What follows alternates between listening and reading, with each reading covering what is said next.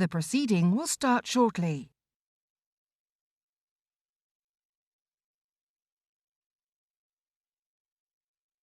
The proceeding will start shortly.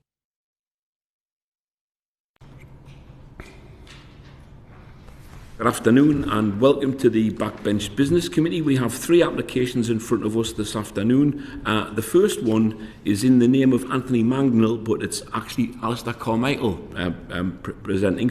And it is on the subject of the bicentenary of the Royal National Lifeboat Institution, the RNLI. So, Alistair, over to you, please. Thank you very much, Mr. Chairman. Living proof of the maxim that in politics you don't always have to be good, you just have to be available. Anthony, I think, is part of a very, very important delegation with the Commonwealth Parliamentary Association. So he has asked me to speak to this in his stead. He has 18 names on the application. Reviewing the list as I prepared to talk to you, I noticed that we've got nobody from the Labour Party. And I think for something that I would hope would be a pretty non-contentious debate, it would be good if we were able to tick that particular box. So I would undertake on his behalf to find another name or two that would cover that. As I say, I don't anticipate that this would be a particularly contentious debate. I think 90 minutes is what we are seeking here. If it were possible to have it in the Chamber, that would be delightful, but I'm pretty sure it would sit well in Westminster Hall as well. And, you know, I think, though, there is a political purpose to this as well. First of all, this is a massive voluntary organisation that produces, or provides rather, a very, very important public service for those of us who live in island and coastal communities. The support goes right across the board. I was, for 3 years, a member of the RNLI National Council, and I remember the fundraising department telling me then that actually the biggest contributing community per head in the country was actually Manchester. So, you know, it's an organisation that is respected and has reach across the whole country. And for those of us who represent seats where there have been moments of, you know, genuine catastrophe, you go back to the 1960s for the Long Hope lifeboat disaster, but that's still something that's spoken about very much in Orkney. I remember as a secondary school child the Penally lifeboat disaster from Mousel in Cornwall. It's a good way, I think, for the House to remember or to remind these communities that the contribution that many people have made down the years, 200 years now, actually is something that is still remembered and appreciated. Thank you very much indeed. Questions? Kevin, please. Yeah, thank you, Chair. I think, Mr. Carmichael, you've already covered the first one I was going to pick up, that obviously it'd be helpful, whilst actually there's probably enough opposition names, actually, because there are a number of not just Labour members on the opposition benches. It would obviously be helpful if there were a couple. And obviously I represent a very coastal community, and yes, of course, the lifeboat operates very much through it. Very valued. What would be your sort of thoughts on what we're looking to get out of the debate, apart from just paying tribute? Are there any particular asks you'd be making? And also thoughts on what department you'd be looking to get a response from? I would think that the obvious department would be the Department for Transport, because they are the managing department for the Maritime Coast Guard Agency, and the working between the RNLI and the MC is pretty close and pretty obvious.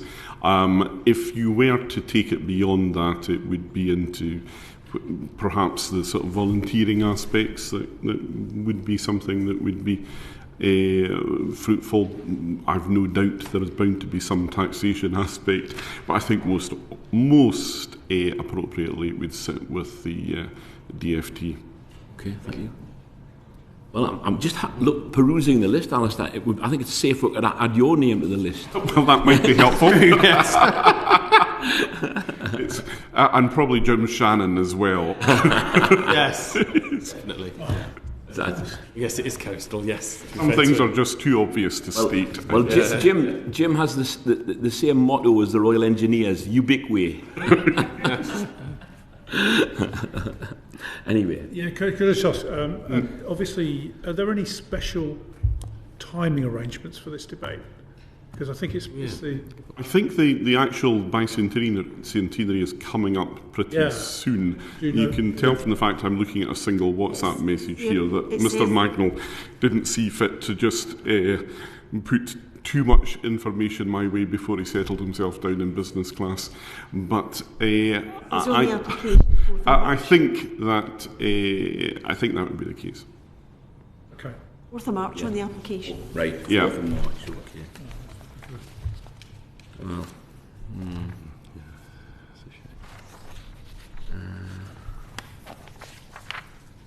Looking at that. You've mentioned obviously a Westminster Hall debate could be possible, which we potentially can either put it on a Tuesday or a Thursday, but we have to, obviously, if it's a Tuesday, make sure it's the right answering department. Yeah. Well, that's where I think there could be a bit of flex, because, there are aspects, as I touched on there, that could cover different departments. But if we were able to have it on a Tuesday, I think it would give it a better chance of a healthier attendance. And that in itself, if you're going to have these hearts and flowers moments, it's helpful if there's a good audience there to participate. Any further questions, colleagues, please? In that case, Alistair, thank you very much indeed. Thank you very much. We shall await the word. Cheers. Munira, please. Good afternoon and welcome, Munira. Thank you, Chair. Your application this afternoon is on the subject of tutoring provision. That's right. So thank you very much for this opportunity. My application has been strongly supported by the Conservative Chair of the Education Select Committee, Robin Walker. Unfortunately, he couldn't be here to join me in support today, but would like me to stress how supportive he is. And I also have the support of Dame Margaret Hodge, as well as other backbench Conservative and Labour and obviously Liberal Democrat MPs. So tutoring, I'm sure you're aware, has been the sort of centrepiece of the government's response to the pandemic in terms of helping children to catch up with the effects of missed education. And we know that since the pandemic, the attainment gap between the most disadvantaged pupils and their more affluent peers has really widened. And even last week, the Sutton Trust was reporting again on how drastically that gap has widened once again. And we've seen that actually tutoring provision, although it's fair to say the National Tutoring Programme was beset with problems, and it's widely documented, there were debates about it in Parliament at the time, in terms of the implementation and the rollout. Ultimately, once some of those issues were sorted through, for those children and young people who benefited from tutoring, all of the evidence shows, and the Education Endowment Foundation has done quite a lot of work in this space, all of the evidence shows that it's had a massive impact, and small group and one-to-one tutoring, particularly for disadvantaged pupils, can really help close the gap, an average impact of 4 months additional progress over the course of the year. And we know that there'll be 62,000 additional pass grades in GCSE Maths and English achieved due to government-funded tutoring in 2021-22 and 22-23 academic years. So we've got two tutoring funds. There's the National Tutoring Programme and the 16 to 19 Tuition Fund, both of which are due to end at the end of this academic year. And at the moment, there is no sign of that being extended, unless the Chancellor decides to make it one of his rabbits out of a hat next week. But at the moment, I'm not overly optimistic on that. And so I know from having done personal visits, and I know other members across the House from across the country have done visits with tutoring charities such as Get Further and Action Tutoring to see tutoring in action. We know from talking to those staff that given the pressures on school and college funding budgets, those interventions won't be able to continue next academic year, and schools and colleges will need some reassurance soon if they are to be able to continue that provision. A couple of final points, as well as helping with academic attainment, some research and analysis shows that actually the economic benefits are significant.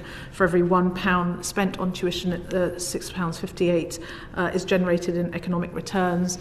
Other research has shown it helps improve confidence of children and young people, and we know that at a time when pupil absence rates from school are at an all-time high, that providing an additional person for a young person to engage with in their education can be really beneficial. So I hope the committee will see the importance of this topic for the benefit of our children in England, because that's where this applies, and will be able to grant us perhaps a 90-minute debate to be able to discuss this important topic. Okay, thank you very much indeed. Questions, colleagues, please.